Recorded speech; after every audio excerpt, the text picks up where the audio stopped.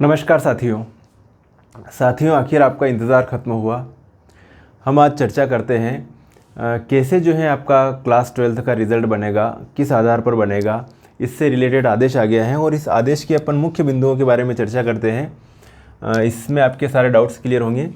तो ये जो है आज जो हम बात कर रहे हैं बेटा, जो माध्यमिक शिक्षा मंडल मध्य प्रदेश भोपाल है, ठीक है, माध्यमिक शिक्षा मंडल मध्य प्रदेश भोपाल, उसका ये आज का ही आदेश है 29 जून 2021, है ना। तो ये जो इस आदेश में क्या क्या चीज़ें दी गई हैं इसके बारे में हम चर्चा करते हैं। तो क्या क्या पॉइंट से लिखे गए हैं और आपका रिज़ल्ट कैसे बनेगा, तो ध्यान से सुनिएगा। पूरा आदेश की सारी चर्चा देखिएगा। इसके आधार पर फिर एनालिसिस करना कि आपके कितने परसेंटेज बन सकते हैं, कितने नंबर आ सकते हैं, आपका रिज़ल्ट कैसे बनेगा। चलिए, तो कोविड-19 संक्रमण की गंभीरता एवं विषम परिस्थितियां बने रहने के कारण हायर सेकेंडरी में दो प्रकार के, तो हायर सेकेंडरी तथा हायर सेकेंडरी व्यावसायिक परीक्षाएं वर्ष 2021 निरस्त की गई हैं। फलस्वरूप परीक्षा परिणाम तैयार करने हेतु मंडल द्वारा आदेश क्रमांक परीक्षा समन्वय भोपाल दिनांक 28 जून 2021 जारी किया गया है, जो भी है ये। चलिए, क्या क्या बातें लिखी गई है इसमें। कक्षा 10वीं के विषयों के आधार पर हायर सेकेंडरी जो भी है हायर सेकेंडरी व्यावसायिक परीक्षा वर्ष 2021 का परीक्षा परिणाम तैयार करने की विस्तृत कार्य योजना इस प्रकार से दे रखी है, जो अपनों ने डिस्कस करी थी इससे पहले वाले वीडियो में कि आपका जो रिज़ल्ट जो है 10वीं के नंबर के आधार पर बनेगा। तो वो सारी चीज़ें इस आदेश में आ गई हैं। चलिए, क्या क्या पॉइंट्स दे रखे। नियमित एवं स्वाध्याय परीक्षार्थी के किसी भी छात्र को अनुत्तीर्ण नहीं किया जाएगा। किसी भी स्टूडेंट को यहाँ पर फेल नहीं किया जाएगा, अनुत्तीर्ण नहीं किया जाएगा। दूसरी बात दे रखी बेटा यहाँ पर, परीक्षा वर्ष 2021 कक्षा 12वीं की नियमित एवं स्वाध्याय परीक्षा के लिए परीक्षा आवेदन पत्र भरने वाले समस्त छात्रों को उनकी कक्षा 10वीं के सर्वश्रेष्ठ 5 विषय के विषयवार अंकों के आधार पर परीक्षा परिणाम तैयार किया जाएगा। जिन्होंने भी परीक्षा आवेदन भरा था 12वीं का, उन सभी के लिए अच्छी खबर है। चाहे उन्होंने परीक्षा फॉर्म भर दिया, एग्ज़ाम देना थी नहीं देना थी, लेकिन उनके 12वीं का पास का रिजल्ट मिल जाएगा जिन्होंने परीक्षा आवेदन भर रखा था। चलिए, किसके आधार पर मिलेगा वो, 10वीं के आधार पर। 10वीं के सर्वश्रेष्ठ 5 विषय के विषयवार अंकों के आधार पर परीक्षा परिणाम तैयार किया जाएगा। हायर सेकेंडरी नियमित एवं स्वाध्यायी दोनों प्रकार के, और हायर सेकेंडरी 2 प्रकार जो परीक्षा होती है, एक तो हायर सेकेंडरी होती है, एक हायर सेकेंडरी व्यावसायिक परीक्षा होती है। 2021 में सम्मिलित छात्रों को विषयवार अंक प्रदान करने हेतु हाई स्कूल के विषयों का हायर सेकेंडरी व्यावसायिक के संकायवार ट्रेडवार विषयों से मैपिंग तालिका क्रमांक 1 और 2 के अनुसार है। तो अपन जो मैपिंग जो दिया हुआ है उसका तालिका 1 और 2 का भी एनालिसिस करेंगे। यहाँ पर जो बातें दे रखी बेटा, मैंने जितना समझा है उस आधार पर आपको ये आदेश में समझा रहा हूँ, जो भी एमपी बोर्ड के स्टूडेंट हैं उनके लिए। इस आदेश को जिस तरीके से मैंने समझा है, जो बातें लिखी हुई है, इसमें क्या होगा कि आपके जो नंबर, अब आपको किस विषय में कितने नंबर देने हैं, बहुत बड़ी स्थिति हो जाएगी। ऐसा नहीं है कि आपको हिंदी में अंग्रेजी में कैसे नंबर दिए जाए, कितने नंबर दिए जाए। तो यहाँ पर सिंपल बात है कि जो आपको जो लैंग्वेज में जो नंबर मिलेंगे हिंदी अंग्रेजी लैंग्वेज जो होती है वो 10वीं में भी होती हैं और 12वीं में भी होती हैं। तो जो आपके 10वीं में नंबर मिले थे वो केवल 12वीं में नंबर चढ़ जाएंगे, ठीक है। फिर एक थर्ड लैंग्वेज का ऑप्शन भी दे रखा है, ये चीज़ काम की है ना, इसको बचा के रख रखा है। मतलब आपके जो 5 सब्जेक्ट होंगे, ठीक है, 5 सब्जेक्ट, 1 2 3 4 5 और ये 6वां सब्जेक्ट। मेरी बात सुनना, 1 2 3 4 5 6 सब्जेक्ट, बेस्ट 5 को अपनों ने इसमें माना है, अब क्या हुआ कि किसी बच्चे के जो है वो साइंस पढ़ रहा है और साइंस यहाँ पर आ रहा है, साइंस कहाँ पर आ रहा है, इस जगह पर आ रहा है, 6वें नंबर पर आ रहा है। बेस्ट 5 में साइंस सब्जेक्ट आया ही नहीं। अब उसको साइंस में, इसमें फिजिक्स केमिस्ट्री मैथमेटिक्स में नंबर देना है तो कैसे देंगे। तो उस बच्चे के लिए क्या रखा कि अगर जो है उसके जो है साइंस जो है बेस्ट 5 में नहीं आ रहा है, तो फिर उस साइंस में किसका, उसकी थर्ड लैंग्वेज के नंबर देखे जाएंगे और थर्ड लैंग्वेज के आधार पर इन सब्जेक्ट में नंबर दिए जाएंगे। इस प्रकार से कुछ है ये आदेश, पूरा चर्चा करेंगे और आपने क्लियर होते जाएंगे सारे फंडे।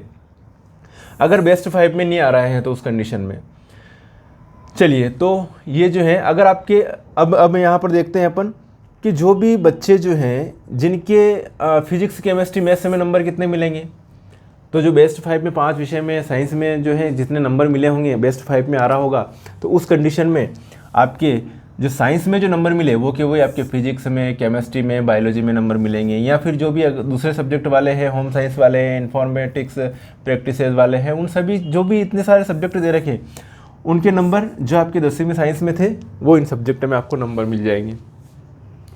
जो आपके 10वीं में नंबर थे वो नंबर आपको मिल जाएंगे, साइंस में थे वो नंबर आपके इन सब्जेक्ट में नंबर आने वाले हैं। मतलब कुल मिला के अगर ये कहे तो फिजिक्स, केमिस्ट्री, बायोलॉजी में सभी में बच्चों के सेम मार्क्स रहेंगे, कोई डिफर नहीं रहेगा। ओके, मैथमेटिक्स में जो 10वीं में मैथमेटिक्स में आए होंगे वो आपको 12वीं मैथमेटिक्स में मिल जाएंगे। मेरी बात समझे आप? इस आदेश को ध्यान से देखना, मैंने मेरे हिसाब से समझा है, इसमें कोई त्रुटि हो तो आप अपने जो है लेवल पर पूछ सकते हो, अलग और भी डिस्कशन अपने टीचर से, स्कूल टीचर से इसके बारे में और जानकारी ले सकते हो। सोशल साइंस में, अब भैया सोशल साइंस के भाई हिस्ट्री, ज्योग्राफी, पॉलिटिकल साइंस, इसमें जो है कितने कैसे क्या नंबर मिलेंगे, तो वो जो है वो इसके आधार पर आपके सोशल साइंस में 10वीं में कितने नंबर आए उस आधार पर ये सारी चीज़ें क्लियर होगी। मेरी बात आपको समझ में आ गई होगी। तो ये एक चीज़ें क्लियर हुई ना कि जो सब्जेक्ट हैं आपके 5 सब्जेक्ट दे रखे हैं बेटा यहाँ पर, कौन से? 1, 2, ठीक है, 3, 4, 5। ओके, अगर बेस्ट 5 में नहीं आ रहा है तो लास्ट में ये हथियार रख रखा है थर्ड लैंग्वेज का। थर्ड लैंग्वेज में जो आपके जो नंबर आए होंगे उस हिसाब से, जैसे ही कोई स्टूडेंट है उसके सोशल साइंस में वो फेल हो गया हो, ठीक है, सोशल साइंस में फेल हो गया हो कोई बच्चा और वो बेस्ट 5 में नहीं आ रहा, लेकिन उसने सोशल साइंस ले लिया फिर भी, अब उस बच्चे के कैसे नंबर मिलेंगे इसमें, हिस्ट्री में, ज्योग्राफी में? तो उसके नंबर जो आपके थर्ड लैंग्वेज में मिले होंगे उसके आधार पर इसमें नंबर मिलेंगे, क्योंकि वो बेस्ट 5 में सोशल साइंस में तो फेल है, लेकिन फिर भी उसने 11th में सोशल साइंस लिया था, तो उसको पास तो करना ही है, फेल तो किसी को करना नहीं है। तो उस कंडीशन में कौन से नंबर देखे जाएंगे? जो थर्ड लैंग्वेज है, जो चलती है, संस्कृत वगैरह चलती है, उसके आधार पर जो है नंबर दिए जाएंगे। तो बहुत बढ़िया, समझ में आ गया। सिंपल वे में आपके हिंदी इंग्लिश में जो नंबर हैं 10वीं में वो कि वही 12वीं में चल रहे हैं। साइंस में जो नंबर आए वो फिजिक्स, केमिस्ट्री, बायोलॉजी और इन सब्जेक्ट में जो भी है इनमें चढ़ रहे हैं। गणित में जो 10वीं में नंबर आए थे वो कि वही 12वीं में चढ़ेंगे। सोशल साइंस में जो नंबर होंगे वो इनमें चढ़ेंगे। ठीक है, यहाँ तक आपको क्लियर हो चुका होगा। हाई स्कूल के विषयों में हायर सेकेंडरी, व्यावसायिक के ट्रेडवार विषयों से मैपिंग करेंगे। तो ये सारी चीज़ें दे रखी हैं मैपिंग करने के लिए। First language, second language, third language total दे रखा है इसमें। जो भी अदर लैंग्वेज है वो भी हो सकती है थर्ड लैंग्वेज की जगह। और साइंस के लिए ये सारी ट्रेड्स दे रखी है। हायर सेकेंडरी व्यावसायिक के लिए, व्यावसायिक ट्रेडवार के लिए, व्यावसायिक जो शिक्षा है उसके लिए। तो साइंस में जो नंबर होंगे वो इनमें चढ़ जाएंगे, मैथमेटिक्स में इनमें चढ़ जाएंगे, और सोशल साइंस में के इनमें जो भी हैं ये सारी चीज़ें व्यावसायिक शिक्षा वालों के लिए। हायर सेकेंडरी व्यावसायिक के ट्रेडवार विषयों से मैपिंग। ठीक है, दो तरह से जो है, एक तो व्यावसायिक होती है हायर सेकेंडरी व्यावसायिक, और एक ये हायर सेकेंडरी। मेरे हिसाब से आपको तालिका 1 और 2 का आपको स्क्रीनशॉट ले लेना चाहिए। यही चीज़ मेन है आपके आज के इस वीडियो में, बहुत अच्छी तरह से। एक इसका तालिका, इसका, और आप ना अभी से अपना परिणाम, मतलब एक तरह से मैं कह सकता हूँ कि आप अभी से अपना परीक्षा परिणाम पहले ही देख लो कि भैया मेरा परीक्षा परिणाम ये है, मेरे इसमें इस सब्जेक्ट में इतने नंबर आए। पहले कभी ऐसा हुआ नहीं है, पहली बार हो रहा है। अलग अलग सिचुएशन देखने को मिली अपने को कोरोना पेंडेमिक में, मज़ेदार बातें हैं। तो अपनों ने जो डिस्कशन कर लिया था, यहाँ तक डिस्कस किया था। कहाँ तक की बातें करी थी अपनों ने?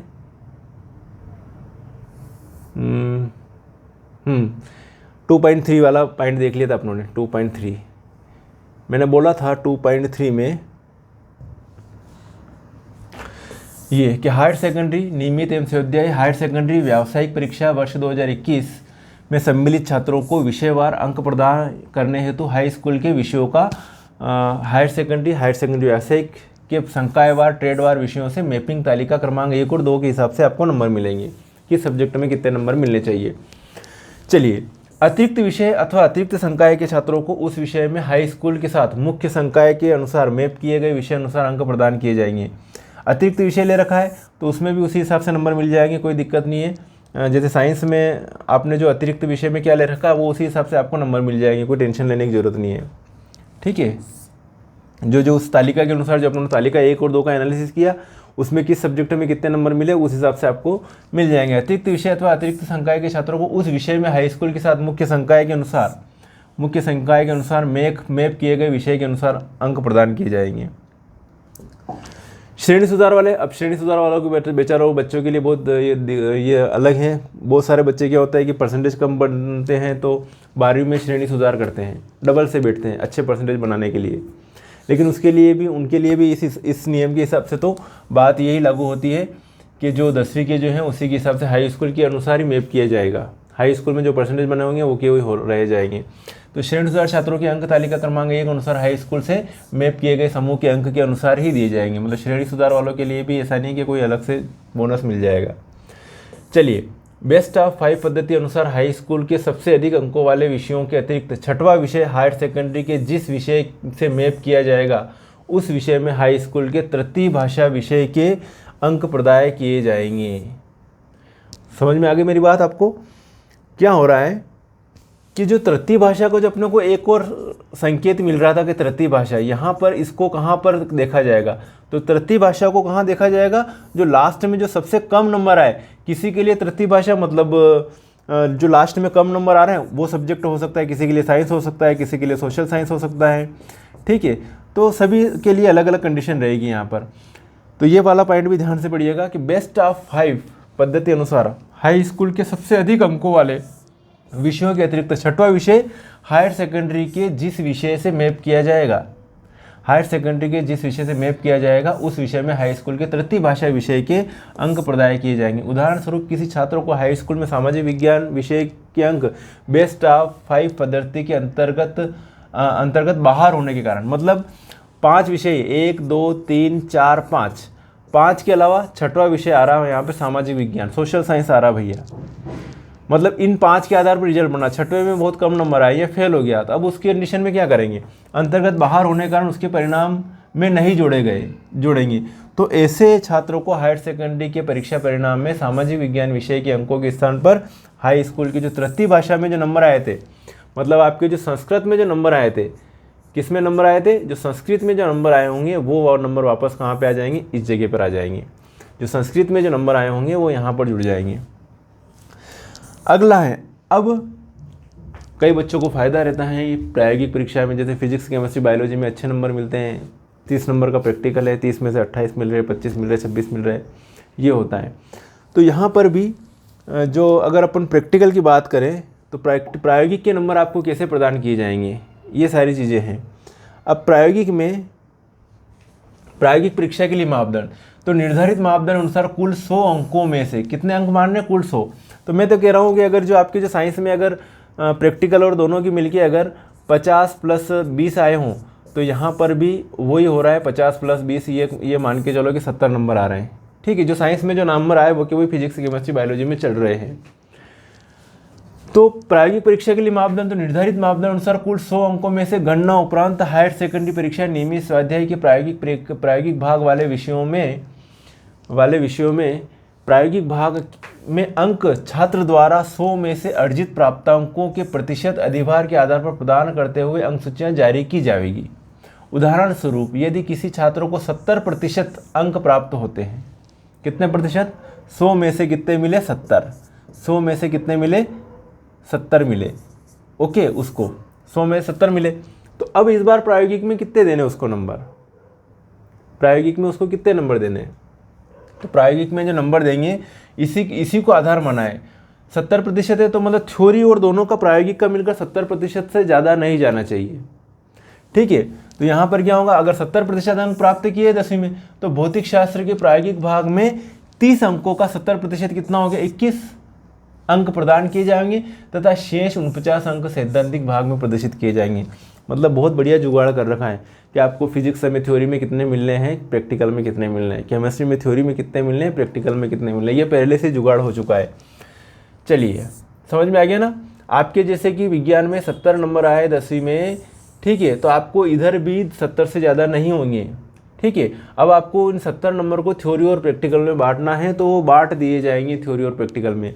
मतलब प्रैक्टिकल में अगर 30 नंबर का प्रैक्टिकल तो 70 का 30% 21 होता है, तो 21 नंबर प्रैक्टिकल में हो जाएंगे और 49 मार्क्स ये हो जाएंगे सैद्धांतिक हो जाएंगे। मतलब दोनों में इक्वल इक्वल।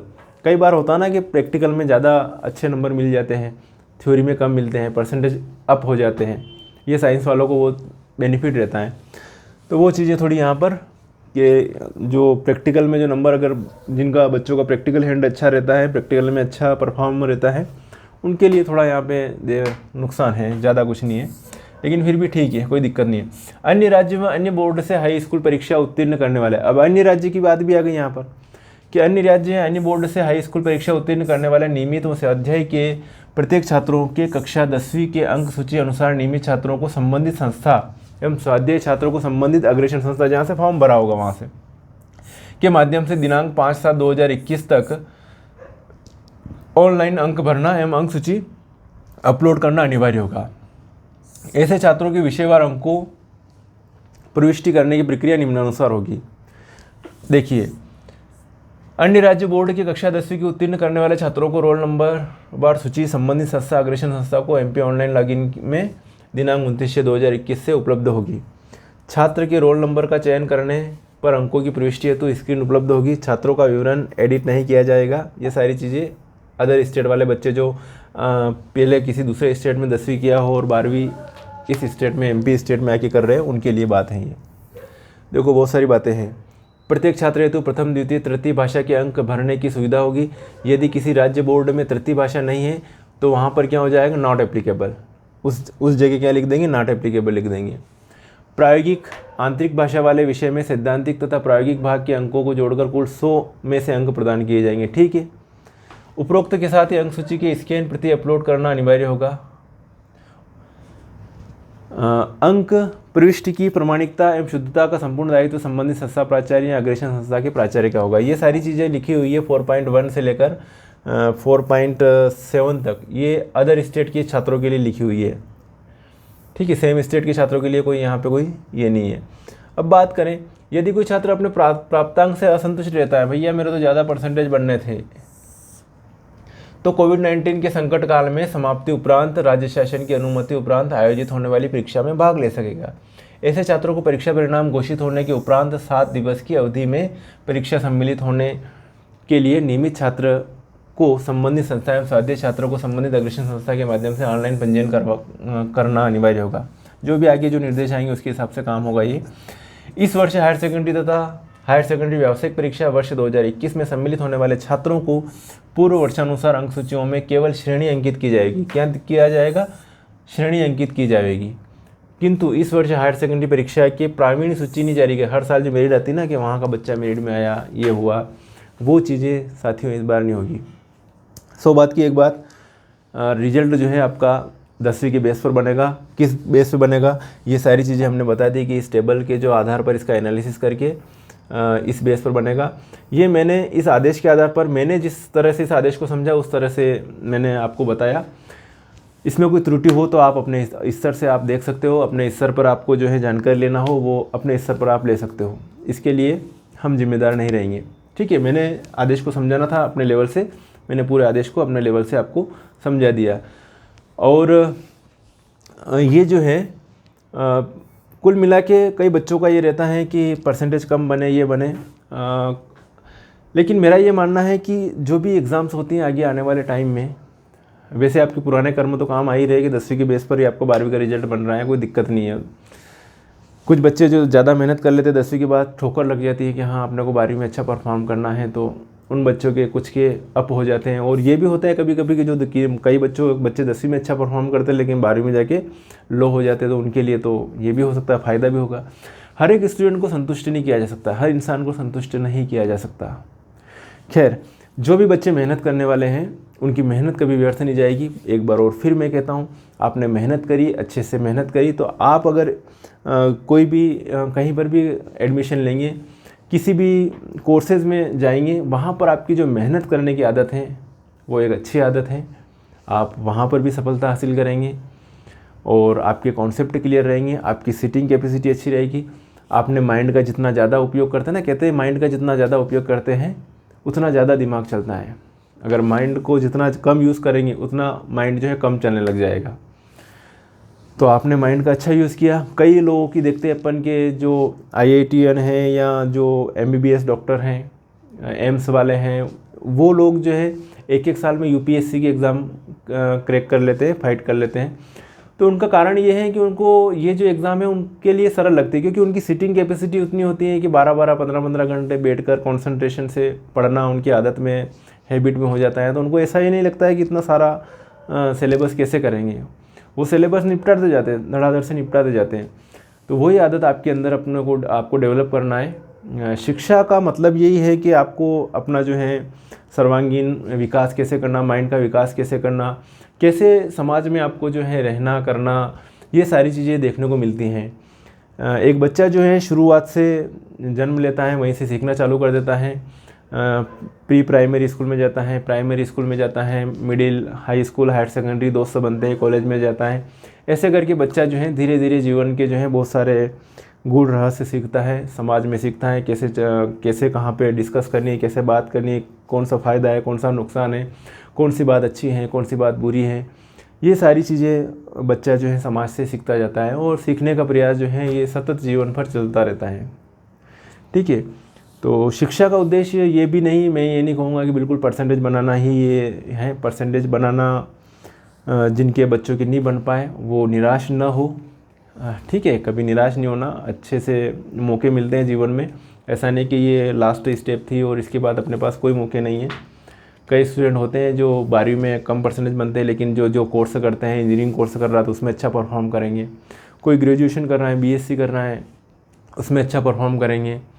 उसके बाद एमएससी करेंगे, उसमें अच्छा परफॉर्म करेंगे, या फिर कोई कंपटीशन की तैयारी करेंगे, वहाँ पर अपना 100% दे देंगे। तो वो चीज़ रहती है। तो आपका भविष्य आपके स्वयं के हाथ में है, आपको कैसे मेहनत करना है और अपने भविष्य का निर्माण कैसे करना है। मनुष्य अपने भाग्य का निर्माता स्वयं होता है, ये ध्यान रखना। चलिए ठीक है, okay, thank you, best of luck. मिलेंगे फिर नेक्स्ट वीडियो में, तब तक के लिए बाय।